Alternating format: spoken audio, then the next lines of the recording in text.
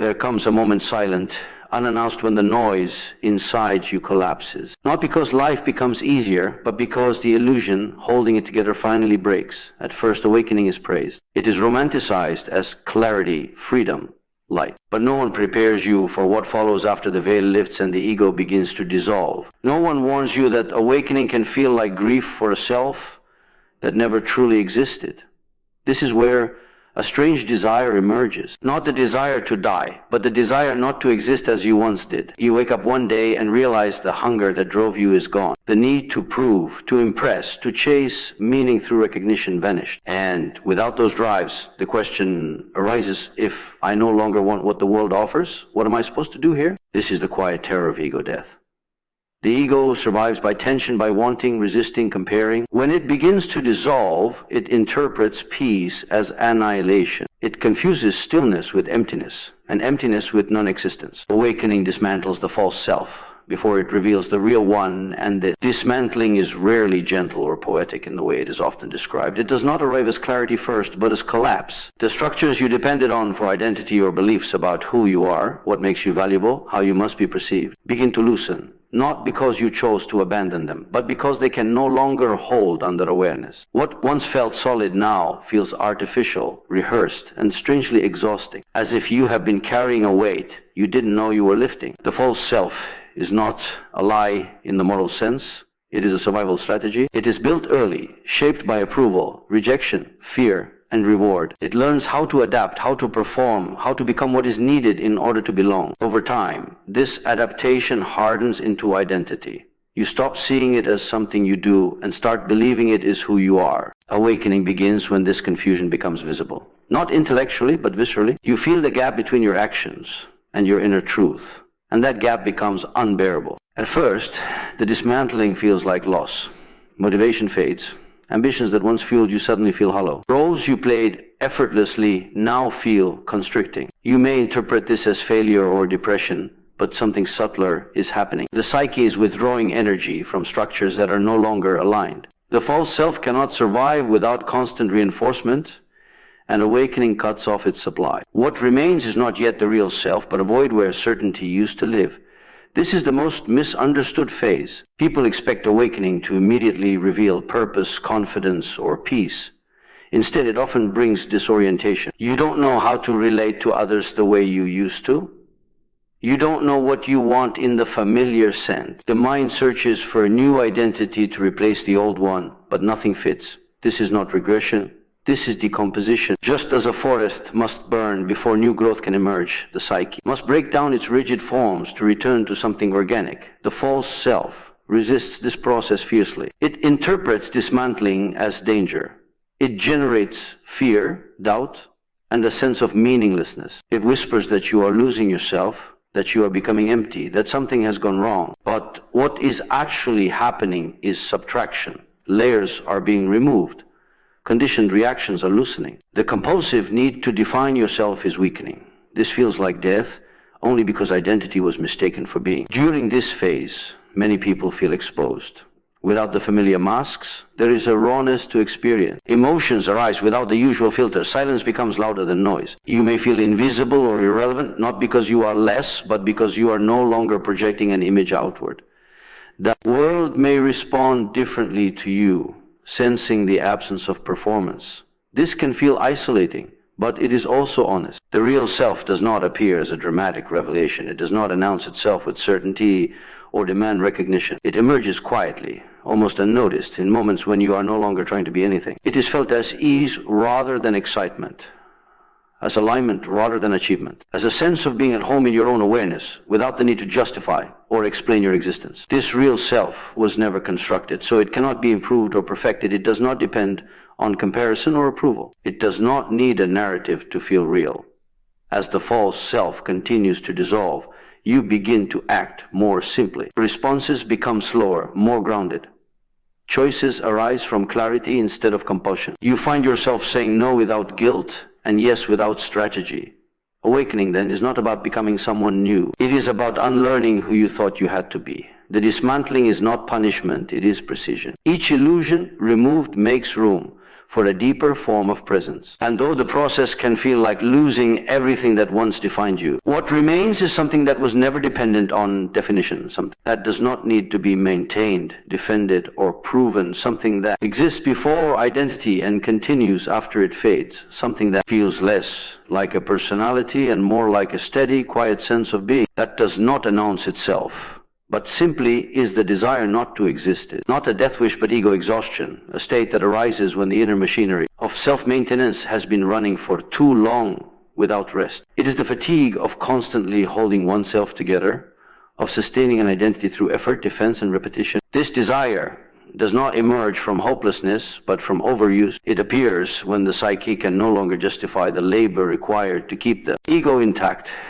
and it begins to long not for annihilation, but for relief. The ego is not a villain, it is a function. It organizes experience, protects boundaries, and helps navigate the world of demands and expectations. But it was never meant to be in control at all times. When it dominates consciousness, it demands constant attention. It evaluates, compares, plans, regrets, and anticipates without pause. Over time, this activity becomes draining. The sense of me must be constantly reinforced through thought, reaction, and self-reference, and this reinforcement consumes enormous energy. When ego exhaustion sets in, motivation fades, not because life has lost value, but because the cost of participation feels too high. The mind grows tired of narrating every experience, of interpreting every interaction as a reflection of self-worth. The desire not to exist surfaces as a wish to step out of the narrative entirely. It is the longing to stop being a character in one's own story and return to a simpler mode of awareness where nothing needs to be upheld. This state is often misunderstood because it uses the language of disappearance. The mind says, I don't want to exist, but what it truly means is, I don't want to keep performing myself. The exhaustion is not physical, it is existential. It comes from years of striving, defending, and adjusting identity in response to external pressures. Every role, every expectation, every internalized standard adds another layer of effort. Eventually, the psyche seeks escape from the burden of being someone. Ego exhaustion often follows periods of insight or awakening. When awareness expands, the artificiality of the ego becomes visible. You see how much energy has been spent on image, control, and validation. What once felt necessary now feels excessive. The mind recognizes that much of its activity does not serve life, but merely sustains a construct. This recognition creates a natural withdrawal of energy. The ego interprets this withdrawal as threat, amplifying feelings of emptiness or non-existence. In this phase, people may experience a strange calm mixed with disorientation. There is less emotional reactivity, but also less enthusiasm for the familiar patterns of living. Achievements lose their shine. Conflicts feel pointless.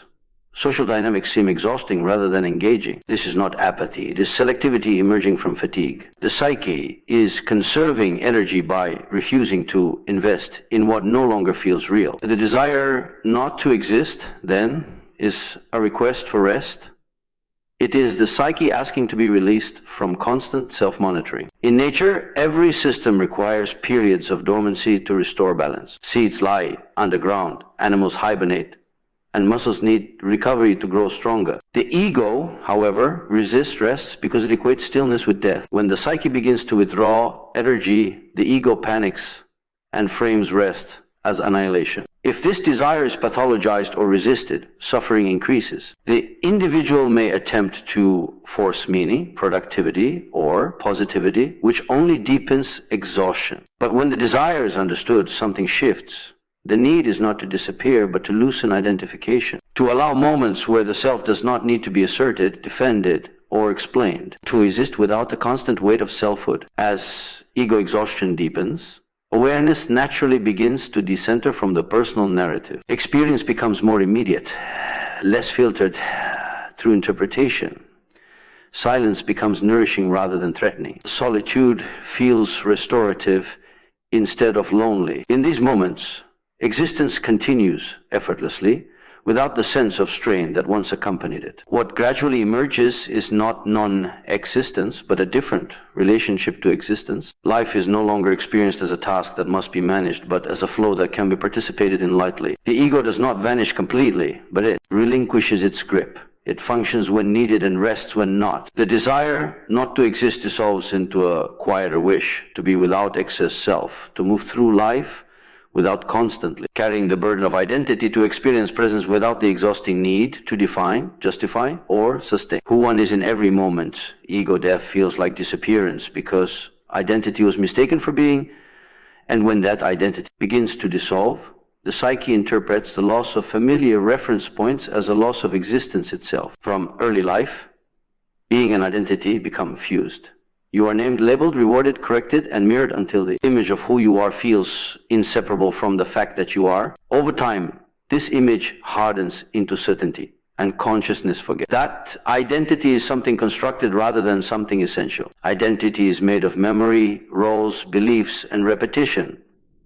It depends on continuity. It needs yesterday to explain today and tomorrow, to justify effort. Being, on the other hand, requires none of this. It is immediate, unbroken, and does not rely on narrative. Ego death occurs when awareness begins to recognize this distinction, not as an idea but as lived experience. The structures that once organized meaning start to loosen, and without them, the mind feels as though it is slipping into nothingness. The sensation of disappearance is intensified because the ego has been functioning as the center of orientation. It tells you where you stand, how you compare, what matters, and what to avoid. When this voice quiets, there is suddenly no commentary guiding perception. Experience becomes raw, unframed, and vast. The mind, accustomed to constant interpretation, experiences this openness as absence. It assumes that if the narrator is gone, the story itself must have ended. This is why ego death often comes with fear. The fear is not of dying, but of not knowing how to exist without reference. The mind searches for familiar markers, desire, ambition, opinion, reaction, and finds them weakened or absent. Without these markers, it feels unmoored. The sense of self that once anchored experience is no longer there to say this, is me. And the question arises, if I cannot locate myself, do I still exist? What disappears during ego death is not awareness, but ownership. Experiences continue to arise, sensations are felt, thoughts appear and fade, but they are no longer claimed in the same way. The phrase "this is happening to me" loses its grip. Instead, there is simply happening. To the ego, this feels like erasure, because its function depends on claiming and centralizing experience. Without ownership, it cannot confirm its existence. The confusion arises because identity is always masqueraded as being. The personality, the story, the preferences, and the history have been treated as proof of existence. When these dissolve, the mind assumes that existence itself is threatened. But being does not vanish when identity dissolves, it becomes more obvious. It no longer needs to be asserted through thought or defended through action. It remains as the silent continuity in which all experiences occur. During this phase, people often describe feeling transparent or invisible. They may say they feel like they are fading or that they are not really here. These descriptions reflect the ego's inability to locate itself, not the absence of presence. In fact, presence is often heightened. Colors may appear more vivid, sounds more immediate, and moments more complete. Yet, without strong sense of me, these experiences feel strangely impersonal. Ego death also disrupts time. Identity depends on time to maintain coherence. It needs a past to explain who you are and a future to give direction. When identity loosens, time feels less linear. The present moment expands, and the usual urgency to move towards something diminishes. This timelessness can feel like suspension, as if life has paused.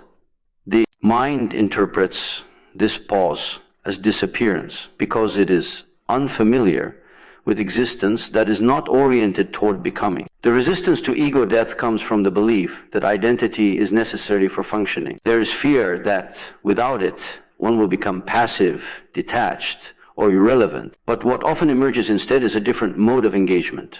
Actions arise from clarity rather than compulsion. Responses come from attunement rather than habit. Life continues, but without the constant reference back to a central character. As ego death stabilizes, the sense of disappearance transforms.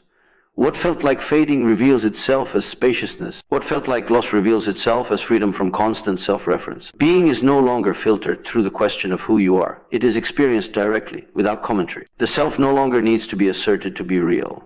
Existence no longer depends on identity to be confirmed. What remains is not a person in the old sense, but a quiet, continuous awareness in which life unfolds without needing to be claimed, named, or defended as me. Withdrawal from the world is often a sacred recalibration, not pathology, and yet it is almost universally misunderstood. In a culture that equates value with visibility, productivity, and engagement, stepping back can seem suspicious or abnormal. Friends and family may worry, colleagues may misinterpret, and even the self can feel guilty for retreating. But withdrawal is not always a symptom of illness. It is frequently a necessary process, a conscious or unconscious act by the psyche to restore balance, reorganize priorities, and reconnect with what is essential.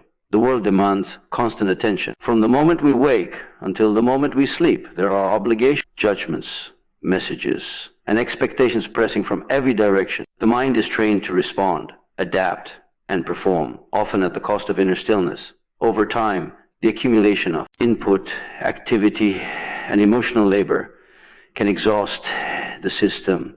Withdrawal in this sense is a protective instinct. It signals that the inner environment needs recalibration before the self continues to act effectively in the outer world. This sacred recalibration does not imply avoidance or laziness. It is not about turning away from responsibility, but about temporarily redirecting focus inward. During periods of withdrawal, the individual often engages in forms of deep introspection, reflection, and even transformation. Patterns of thought, behavior, and identity that have gone unquestioned are examined. Emotions that were suppressed or ignored can surface. The psyche uses withdrawal as a laboratory for self-organization, a space to integrate experience, and process the complexities of life without the constant pressure of external performance. For many, withdrawal feels uncomfortable at first because it contradicts the learned narrative that action equals value. Society equates doing with worth, presence with significance, and social engagement with validation. To step back is to risk judgment, to appear unproductive or disengaged. But this discomfort is often a sign that the psyche is doing essential work. By disconnecting from superficial interactions and external noise, the self gains clarity, priorities are reassessed. What truly matters, rather than what appears to matter, comes into focus. The withdrawal is a recalibration of both energy and consciousness. Withdrawal is also a form of purification. The external world is filled with distractions, opinions, and obligations that pull attention away from authentic living. When one retreats, the mind and body have the chance to detox from these influences. The constant feedback loops of approval, disapproval, comparison, and performance are paused. In their absence, subtle insights and deeper awareness emerge.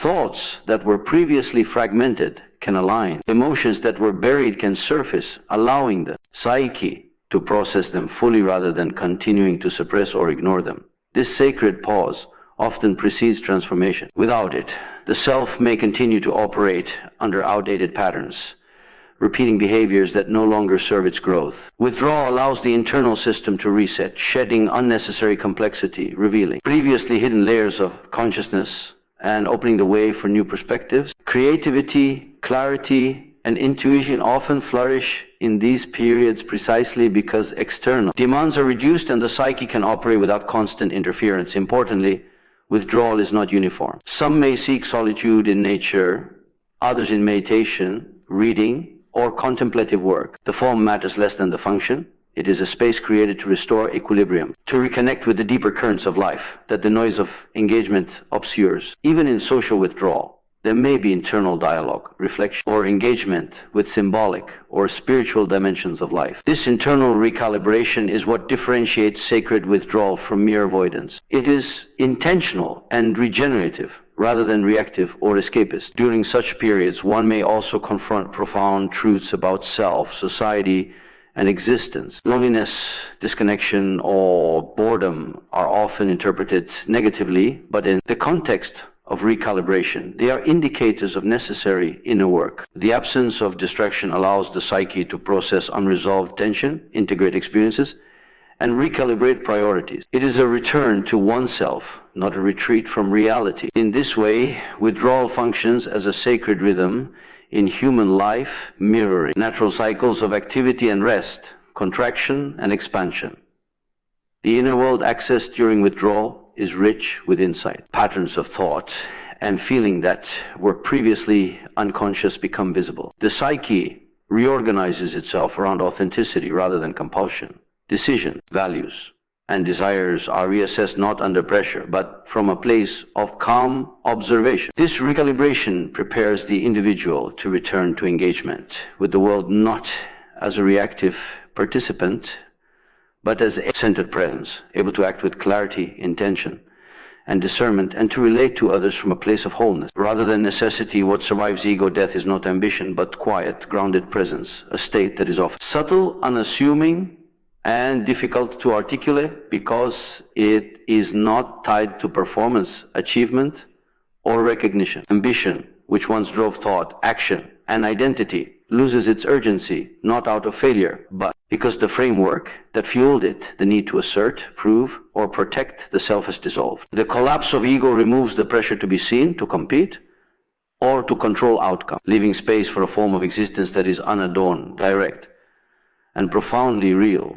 Ambition thrives on ego. It requires a me who is striving, a self that can measure success, failure, comparison, and reward. It exists within a narrative, the story of achievement, recognition, and future goals. When the ego dissolves, this narrative loses its force. The identity that once defined ambition, the ambitious self, is no longer a fixed point. Without it, motivation to perform for status or validation wanes. This can be disorienting at first, as if all direction and purpose have been stripped away, leaving a seeming void. But the void is not emptiness, it is the canvas upon which a different kind of presence can emerge. Quiet, grounded presence does not demand attention.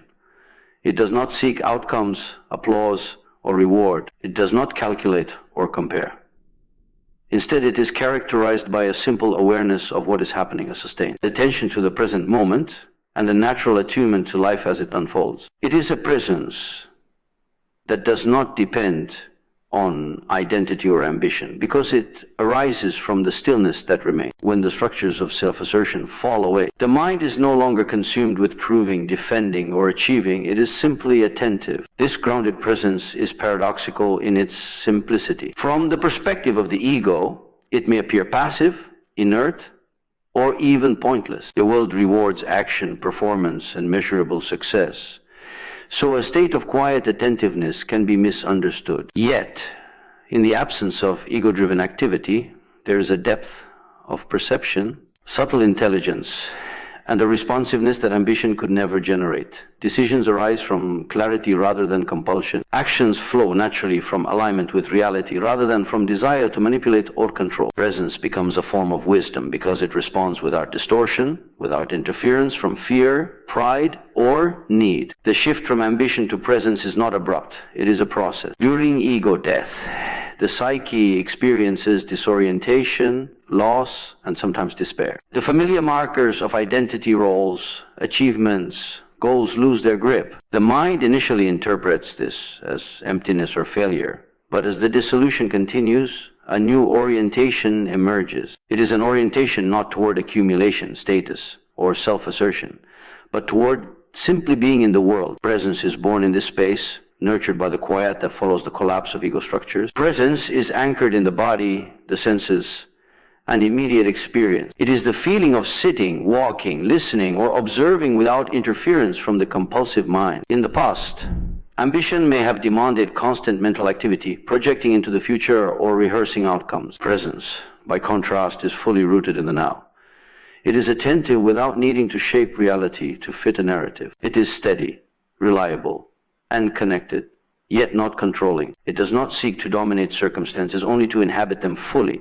What survives ego death is also humility. Ambition requires assertion and often comparison. Presence requires acceptance. It does not insist on significance, influence, or proof of existence. It is aware of itself, but it does not make itself the center of attention. This allows for deeper relationships, authentic engagement, and clearer perception of life as it is. The world is no longer a stage for performance, but a space for interaction, observation, and responsive action grounded in reality, quiet. Grounded presence also carries a sense of continuity. Ego structures are impermanent. They rise and fall, shape identity, and disappear. Presence, emerging from the stillness beneath ego, is more enduring because it is not tied to transient narratives. It survives change, loss, and chaos because it does not rely on external validation or inner defense. It exists as a constant awareness, capable of observing and participating without interference from egoic judgment. In this state, the individual no longer needs to chase,